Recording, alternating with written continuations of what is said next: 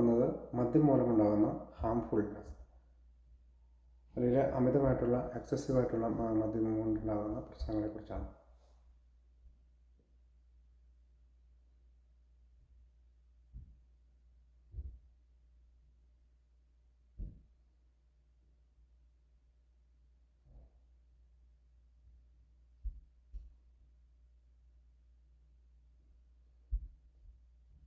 Canadian alcohol and drug users survey നടത്തിയപ്പോൾ അവർക്ക് അതിനകത്ത് 10% ആളുകളുടെ ജീവിതം നശിപ്പിക്കപ്പെട്ടത്, ഫിസിക്കൽ ഹെൽത്ത്, ശാരീരികമായിട്ടുള്ള ആരോഗ്യം നഷ്ടപ്പെട്ടത് ആൽക്കഹോൾ കൺസപ്ഷൻ, എക്സസീവായിട്ടുള്ള ആൽക്കഹോൾ കൺസപ്ഷൻ്റെ മൂലമാണ്, അല്ലെങ്കിൽ അമിതമായിട്ടുള്ള മദ്യത്തിൻ്റെ ഉപയോഗം മൂലമാണെന്ന് പറയുന്നുണ്ട്.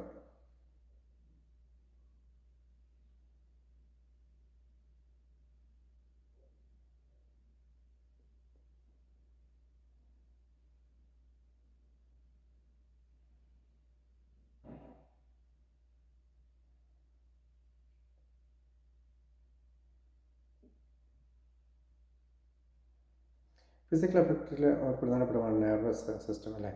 അവർക്ക് ഉറക്കക്കുറവുണ്ടാവുക, അവരുടെ സ്കിൽസ് നഷ്ടപ്പെടുക, സ്ലോ റിയാക്ഷൻ, അത് ആരെങ്കിലും എന്തെങ്കിലുമൊക്കെ പറയുമ്പോൾ സ്ലോ ആയിട്ട് റിയാക്ട് ചെയ്യുക, അങ്ങനെ അനസ്തേഷ്യ, അല്ലെങ്കിൽ കോമയിലേക്ക് പോവുക, മരണത്തിലേക്ക് പോവുക, റെസ്പിറേറ്ററി ഫെയിലിയർ, അതായത് തുടർച്ചയായിട്ടുള്ള ശ്വാസം മുട്ടലുകളൊക്കെ അനുഭവപ്പെടുക. പിന്നെ അമിതമായിട്ടുള്ള മദ്യത്തിൻ്റെ ഉപയോഗം സ്ഥിരമായിട്ടുള്ള ബ്രെയിൻ ഡാമേജ് വരുത്തുക, സീരിയസ് ആയിട്ടുള്ള മെൻ്റൽ ഡിസോർഡേഴ്സ് വരുത്തുക, ഇതൊക്കെ ഈ നെർവസ് സിസ്റ്റത്തെ ബാധിക്കുന്നതാണ്. അവരുടെ loss of pain perceptions, altered sense of time and space. അടുത്തത് ഹൃദയത്തെ ബാധിക്കുക.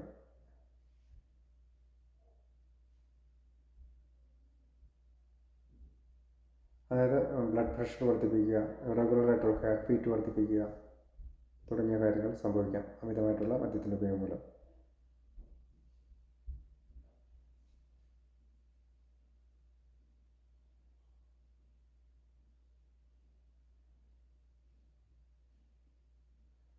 നമുക്കറിയാം കരളിനെ ബാധിക്കുക വളരെ പ്രധാനപ്പെട്ട ഒരു കാര്യമാണ്.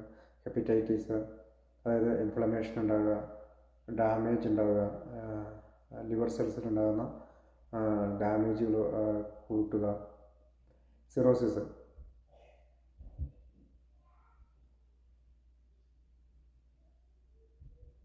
അതായത് ലിവർ സെൽസിലും ഉണ്ടാകുന്ന ഡിസ്ട്രാക്ഷൻസ്, സ്കാർ ഉണ്ടാവുക, മാർക്കുകൾ ഉണ്ടാവുക, ജോണ്ടിസ്, സ്കിൻ അപ്പിയേഴ്സ് യെല്ലോ. ചില ആളുകൾ നമുക്കറിയാം അമിതമായിട്ട് മദ്യത്തിൻ്റെ ഉപയോഗം മൂലം അവരുടെ തൊലിയെല്ലാം ശരീരത്തിലുണ്ടാകുന്ന സ്കിന്ന് മഞ്ഞ നിറത്തിലായി മാറും. പിന്നെ decreases production of blood coating, അതായത് ബ്ലഡ് കോട്ട് ചെയ്യുന്നത് എന്നുള്ള സാധ്യത കുറയും. ഇപ്പോൾ ബ്ലൂയിസോ അല്ലെങ്കിൽ അൺകൺട്രോളബിൾ ബ്ലൂയിസെല്ലാം ഉണ്ടായാൽ, ഏതെങ്കിലും മുറിവുകളെല്ലാം ഉണ്ടായാൽ വളരെ റിസ്കി ആയിട്ടുള്ള രക്തപ്രവാഹം വരും. പാങ്ക്രിയാസിന്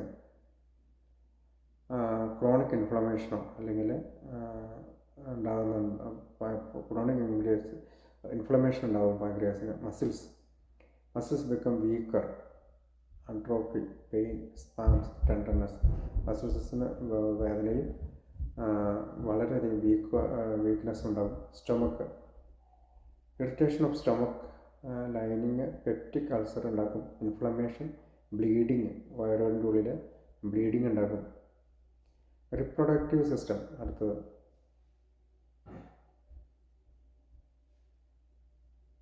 സെക്ഷൽ ഫങ്ഷൻസ് കുറയും. അതൊന്നല്ലെങ്കിൽ ഇമ്പയർഡ് ആകും, അല്ലെങ്കിൽ deteriorated, resulting in erectile dysfunction in men and infertility, അതായത് നമുക്ക് ഷഡ്ഡത്വം വരും. Drinking during pregnancy significantly increase the chance of delivering a baby with a fetal alcohol spectrum disorder FASD നമുക്കറിയാം.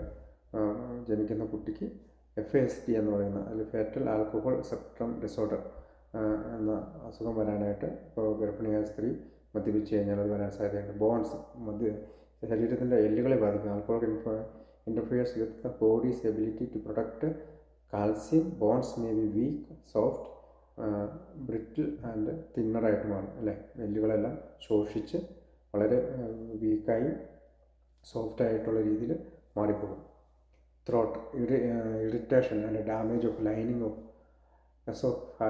Oesophagus induces severe vomiting, haemorrhaging, pain and difficult swallowing. നമുക്കറിയാം മദ്യം കഴിച്ച് കഴിഞ്ഞാൽ പിറ്റേ ദിവസം രാവിലെയൊക്കെ ചില ആളുകളിൽ ഈ ലൈനിങ്ങിൽ ഡാമേജ് ഓഫ് നമ്മുടെ ത്രോട്ടിൽ ലൈനിങ്ങിൽ ചില ഡാമേജുകൾ ഉണ്ടാക്കും, ഈസോഫാഗസ് ഉണ്ടാക്കും. ഇൻഡ്യൂസസ് സിവിയർ വൊമിറ്റിംഗ്, നന്നായിട്ട് വൊമിറ്റ് ചെയ്യുമ്പോൾ ഉണ്ടാകുന്ന പ്രശ്നം ഉണ്ടാകും. ഹെമറേജിങ് ഉണ്ടാകും. പെയിൻ ആൻഡ് ഡിഫിക്കൽട്ടി ഇറക്കുമ്പോൾ സോളോയിങ്ങിന് ബുദ്ധിമുട്ടുണ്ടാകും. ഇനി അടുത്ത് നമുക്ക് സോഷ്യൽ എഫക്റ്റ്. മണി, പണം.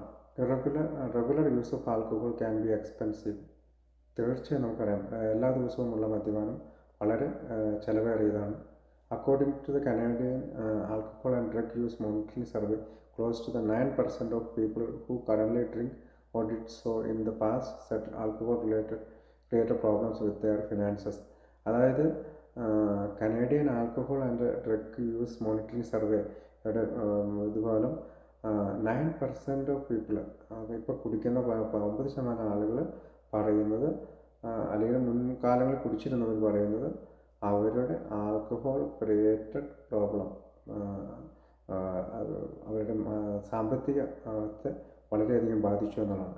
ജോലിയെ ബാധിക്കുക. അടുത്ത ജോലിയെ ബാധിക്കുക. നമുക്കറിയാം being intoxicated or hang over makes work difficult and the worker is less efficient. അപ്പോൾ വളരെയധികം ഇൻടോക്സിക്കേഷൻ വരുമ്പോൾ നമുക്ക് ഹാങ് ഓവറിൽ നമ്മൾ എന്ത് ചെയ്യും, നമുക്ക് ജോലിക്ക് പോകാൻ മടി വരും. അത് ലെസ് എഫിഷ്യൻറ്റ്, വളരെ കുറഞ്ഞ ഒരു എഫിഷ്യൻസിയിൽ നമുക്ക് വർക്ക് ചെയ്യാൻ സാധിക്കുന്നു. According to the Canadian alcohol and drug use monitoring survey, approximately 7% of the people who currently drink or did so in the past report the alcohol created problem with their work, studies or employment opportunity in the past years. നമുക്കറിയാം ചില ആളുകളുടെ ജോലി നഷ്ടപ്പെടും, പഠിക്കാനുള്ള കഴിവ് നഷ്ടപ്പെടും, അവരുടെ ജോലിയിലുള്ള effectiveness നഷ്ടപ്പെടും എന്ന് നമുക്കറിയാം. അപ്പോൾ നേരത്തെ കുടിച്ചിരുന്നവരോ ഇപ്പോൾ കുടിച്ചിരുന്നവരിൽ 7% ആളുകൾ ഇത്തരത്തിൽ ജോലിയെ ബാധിക്കുന്നുണ്ട്. ലീഗൽ, നിയമപരമായിട്ടുള്ള കാര്യങ്ങൾ.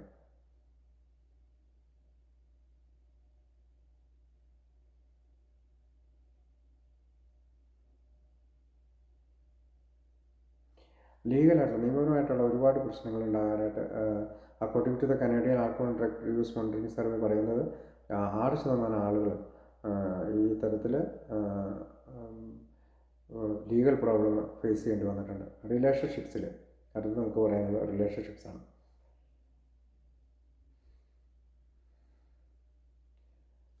അമിതമായിട്ടുള്ള മദ്യപാനത്തിൻ്റെ ഉപയോഗം മൂലം ബന്ധങ്ങൾ നഷ്ടപ്പെടുന്നു. According to the Canadian alcohol and drug use monitoring survey പ്രകാരം 11% ആളുകളിൽ who currently drink or so in the past, മുൻകാലങ്ങളിൽ കുടിച്ചിട്ടുള്ളവർ report the alcohol create problem in their home life and marriage. അവരുടെ സ്വന്തം ജീവിതത്തിലും വിവാഹ ജീവിതത്തിലും പ്രശ്നം അനുസരിച്ചുണ്ട്. അടുത്തത് ഇമോഷണൽ എഫക്ട്സ്.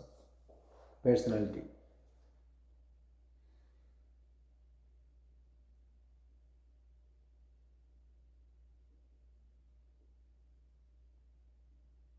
മദ്യപത്തിൻ്റെ ഉപയോഗം ചിലർ വിചാരിക്കും വളരെ ഊർജ്ജസ്വലമാക്കുമെന്ന്. പക്ഷേ ധാരാളം ആളുകൾ കുടിക്കുമ്പോൾ അത് ഒരു ഡിപ്രസൻ്റ് മോഡിൽ, അല്ലെങ്കിൽ ഒരു നിരാശയിലേക്ക് അവർ വഴുതി വീഴുന്നതാണ്. It appears to intensify your present mood.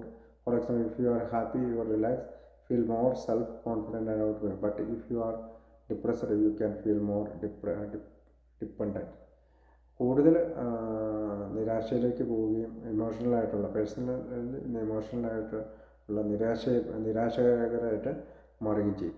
People who drink A high levels over A long period may develop A physical or psychological, ശാരീരികവും മാനസികവുമായിട്ടുള്ള പ്രശ്നങ്ങൾ നേരിടുന്നു. 25% people currently engage in risky അത് 25% ആളുകൾ ഈ ഇപ്പോഴും കുടിയിൽ തുടരുന്നത് മൂലം അതൊരു റിസ്കി ഡ്രിങ്കിങ് ബിഹേവിയറായിട്ട് മാറും. അതിനർത്ഥം 4 അതിലധികമോ തവണ അവർ കുടിക്കുന്നു. പുരുഷന്മാരാണെങ്കിൽ 4-5 തവണ ഒക്കേഷണലി കുടിക്കുന്നു. സ്ത്രീകളിലാണെങ്കിൽ 3-4 തവണയുള്ള ഒക്കേഷണലി അവർ കുടിക്കുന്നു. ഇത് ഹൈ റിസ്ക് ഏരിയയിൽ അതിനകത്ത് പെടുത്തിയിട്ടുണ്ട്.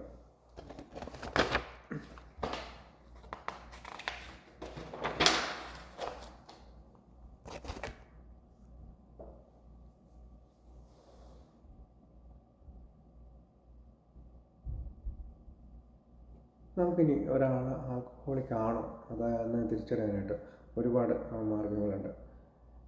നമുക്കതിനെപ്പറ്റി ഒന്ന് ചിന്തിക്കാം.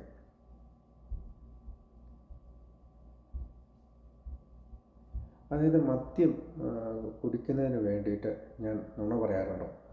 മദ്യം ഞാൻ വീടുകളിൽ ഒളിച്ചു വയ്ക്കാറുണ്ടോ? എൻ്റെ ഭാര്യയോ മക്കളോ മറ്റ് സഹോദരന്മാരോ അല്ലെങ്കിൽ കുടുംബാംഗങ്ങളോ അറിയാതെ, മാതാപിതാക്കളോ ഒന്നും അറിയാതെ ഞാനിത് ഹൈഡ് ചെയ്ത് അവരുടെ മുമ്പിൽ ഒളിച്ചു വയ്ക്കുന്നുണ്ടോ? ഞാൻ 1-2 പെഗ് കഴിച്ചിട്ടുള്ളൂ. ഒരുപാട് മദ്യം കഴിച്ചിട്ടുണ്ടോ, പക്ഷേ 1-2 പെഗുകൾ മാത്രമേ ഞാൻ കഴിച്ചിട്ടുള്ളൂ എന്ന് അവരുടെ മുമ്പിൽ സമർത്ഥിക്കാറുണ്ടോ? എപ്പോഴും ഞാൻ 2 കഴിച്ചുള്ളൂ, ഒരു ബിയർ മാത്രമേ കഴിച്ചുള്ളൂ, വൈൻ മാത്രമേ കഴിച്ചുള്ളൂ എന്ന ന്യായീകരണങ്ങൾ പറയാറുണ്ടോ? നേരത്തെ മദ്യം കഴിക്കുമ്പോൾ നമ്മൾ തുടക്കത്തിലൊന്നും മദ്യം ഒളിച്ചു വെച്ചിട്ടുണ്ടാവില്ല, പക്ഷേ ഇപ്പോൾ നിലവിൽ നമ്മൾ മദ്യം ഒളിച്ചു വെക്കുന്നുണ്ടോ? പിന്നെ ജോലിക്ക് പോകാൻ മടി തോന്നുന്നുണ്ടോ? ജോലി സ്ഥലത്ത് ആരെങ്കിലും നമ്മളോട് നിങ്ങൾ ജോലിക്ക് വരുന്നത് താമസിച്ചാണെന്നോ, അല്ലെങ്കിൽ നമ്മുടെ അവേഴ്സ് നമുക്ക് ജോലി ചെയ്യേണ്ട കൃത്യമായ അവേഴ്സിൽ നമുക്ക് വർക്ക് ചെയ്യാതിരിക്കാൻ അങ്ങനെ വർക്ക് ചെയ്യാതിരിക്കുന്ന രീതിയിലാവുന്നുണ്ടോ? നമ്മൾ ഏതെങ്കിലും അസുഖം മൂലം, മദ്യം മൂലം ഉണ്ടാകുന്ന അസുഖം മൂലം ഹോസ്പിറ്റലിൽ അഡ്മിറ്റ് ആയിട്ടുണ്ടോ, ആശുപത്രിയിൽ അഡ്മിറ്റ് ആയിട്ടുണ്ടോ? ഭാര്യയോ മറ്റ് സഹോദരന്മാരോ ആരെങ്കിലും, അയൽവക്കക്കാരോ കൂട്ടുകാരോ നിങ്ങൾ അമിതമായി മദ്യം കഴിക്കുന്നു എന്ന് പറയുന്നുണ്ടോ? നിങ്ങളെ സംബന്ധിച്ചിടത്തോളം നിങ്ങൾക്ക് നിയന്ത്രിക്കണമെന്നുണ്ട്, പക്ഷെ നിങ്ങൾക്ക് നിയന്ത്രിക്കാൻ കഴിയാത്ത വിധം നിങ്ങൾ അമിതമായി കുടിക്കുകയാണ്. കുടി നിർത്തണമെന്ന് ആഗ്രഹമുണ്ട്, പക്ഷെ നിർത്താനുള്ള ഒരു ശേഷി നിങ്ങൾക്ക് കിട്ടാതെ വരുന്നുണ്ടോ? നിങ്ങളെ മദ്യത്തെ ചുറ്റിപ്പറ്റി എപ്പോഴും ചിന്തിച്ചുകൊണ്ടിരിക്കുന്നുണ്ടോ? നിങ്ങളുടെ ജീവിതത്തിലെ പൂർണ്ണമായ സമയവും മദ്യത്തിന് വേണ്ടി മാത്രം ചെലവഴിക്കുന്നുണ്ടോ?